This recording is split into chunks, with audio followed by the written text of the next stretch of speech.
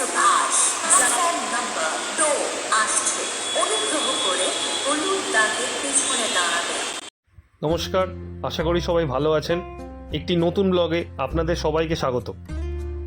আজকের এই ব্লগে আমি আপনাদের সামনে তুলে ধরব অরেঞ্জ মেট্রো লাইন, যেটি 15 তারিখ উদ্বোধন হয়ে গেছে, সেখানকার যাতায়াত করার পূর্ণ বিবরণটি।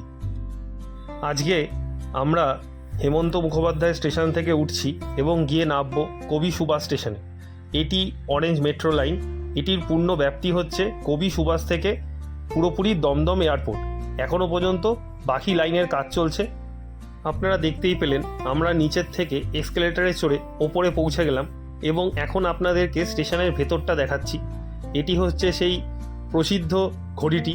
এটি আপনি সকল স্টেশনেতেই দেখতে পাবেন এবং এখানে ভালো করে মার্কিং করা আছে কোন দিক দিয়ে গেলে আপনি কোথায় পৌঁছাতে পারবেন।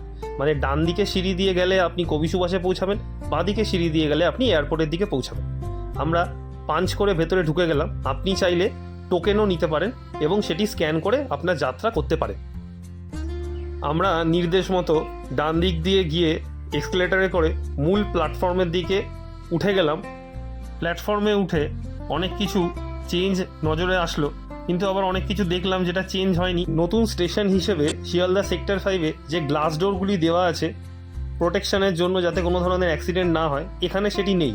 এটি আগের স্টেশনগুলির মতোই ওপেন এবং এখানে দাঁড়ালে আপনি দূরে অবস্থিত অভিষিক্তা স্টেশনটিও দেখতে পাবেন। দেখতে দেখতে আমাদের ট্রেন আসার অ্যানাউন্সমেন্টটা হয়ে গেল। যাওয়ার নাম্বার 2 আসছে, অনুগ্রহ করে হলুদ দাগের পেছনে দাঁড়াবে।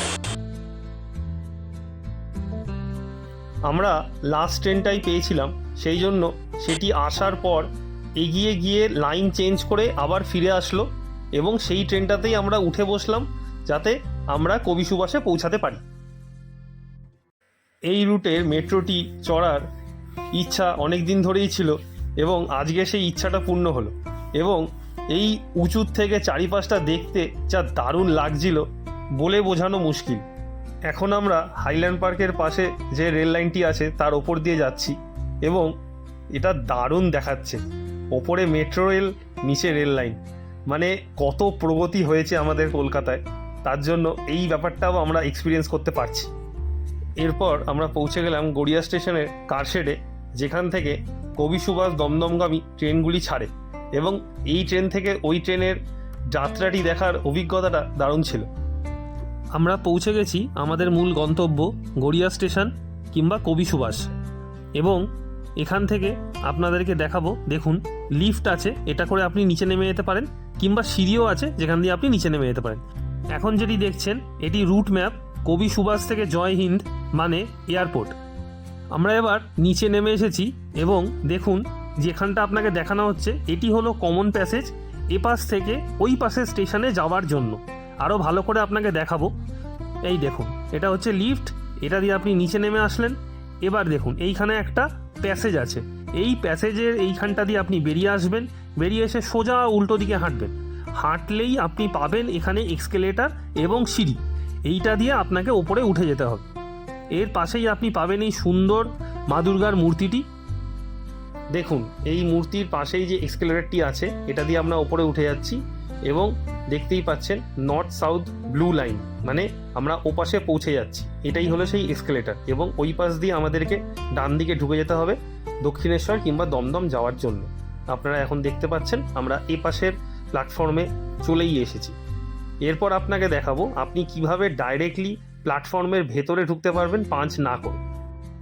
দেখুন এখানে একটি সিঁড়ি করা আছে, যার দুটো ভাগ আছে।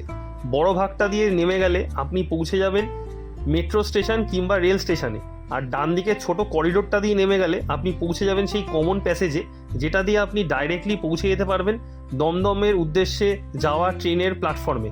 এখন আমি সেই প্ল্যাটফর্মে যাওয়ার জন্যই এই এক্সকেলেটারে উঠছি এবং আমি এখন প্ল্যাটফর্মে পৌঁছেও গেলাম। আশা করি সম্পূর্ণ তথ্য দিয়ে আপনাদের সাহায্য করতে পারলাম। ভালো থাকবেন, সুস্থ থাকবেন, আবার দেখা হবে। ভিডিওটি ভালো লেগে থাকলে নিশ্চয়ই লাইক করবেন, কমেন্ট করবেন, চ্যানেলটিকে সাবস্ক্রাইব করে রাখবেন আরও এমন ভিডিও পাওয়ার জন্য।